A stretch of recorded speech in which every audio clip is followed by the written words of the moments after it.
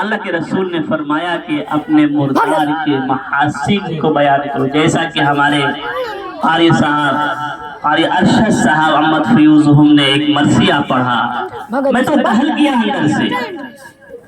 تو اس طرح سے بزرگوں اگر ہم مذمت کریں گے میت کی تو ہمیں کیا ملے گا؟ اگر ہم برائی کریں گے تو ہمیں کیا ملے گا؟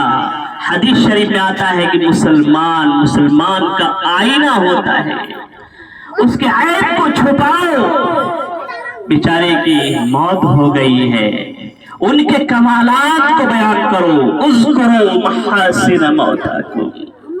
کیوں؟ اس لیے کہ ایک دن آنے والا ہے میں بھی مروں گا اور میں بھی گناہوں سے لت پت ہوں۔ اگر میں کسی کی برائی کروں گا تو کل لوگ میری بھی برائی کریں گے۔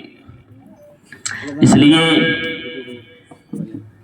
جناب مرحوم قربان صاحب کے ہم محاسن کو آج بیان کرنے بیٹھے ہیں، محاسن کو بیان کرتے ہی رہیں گے انشاءاللہ۔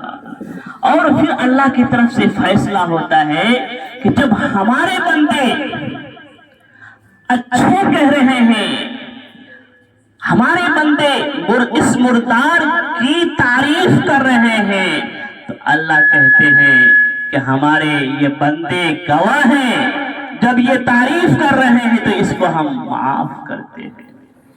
اس لیے ہمیں جناب قربان صاحب کے محاسن کو، کمالات کو بیان کرنا چاہیے۔ اگر ہماری نگاہوں میں ان کی کچھ خامیاں ہیں، نظر آتی ہیں، یا دعا کیجئے اے اللہ انہیں معاف فرمائیے، ان کے قبر کو نور سے بھر دیجئے۔ بزرگوں حدیث شریف میں آتا ہے، کلام پاک کی آیت ہے، لیس للانسان الا ما سعی۔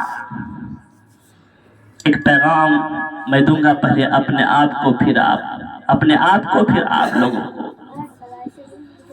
کہ ہر ایک کو لمحے لمحے کا حساب دینا ہے۔ یہ بچے سامنے جو گفتگو کر رہے ہیں، ادھر بیٹھو، بھائی کوئی بات نہیں کرے گا۔ ہر ایک کو لمحے لمحے کا حساب دینا پڑے گا، پائی کا حساب دینا پڑے گا۔ یہاں کی مکاری چلتی ہے، یہاں کی چالاکی چل جائے گی، لیکن مرنے کے بعد وہاں ایک سے ایک فرشتے بیٹھے ہوئے ہیں گروس لے کر۔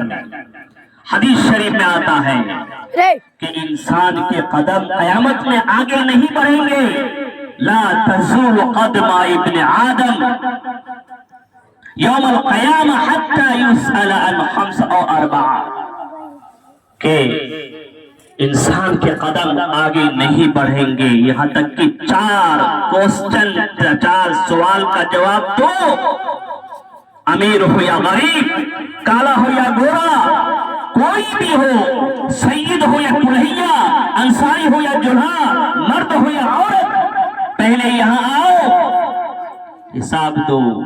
ان عمرہ فیما افنا، ہم نے تم کو عمر دی تھی، کہاں گزارے؟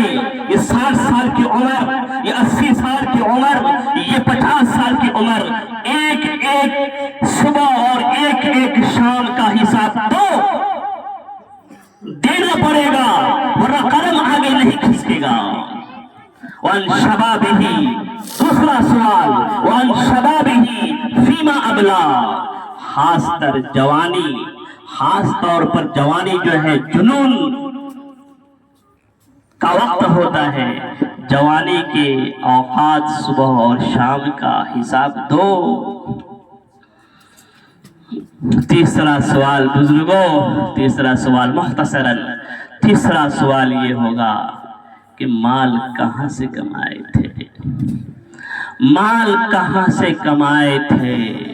جائز ناجائز؟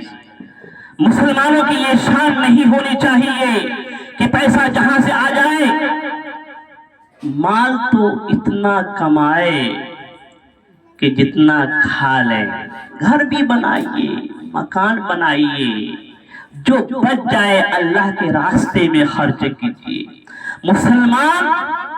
مسلمانوں میں علمی استحکام بھی ہو، علمی اعتبار سے یہ آگے بڑھیں، مالی اسٹیپ اعتبار سے مستحکم رہے، مضبوط رہے۔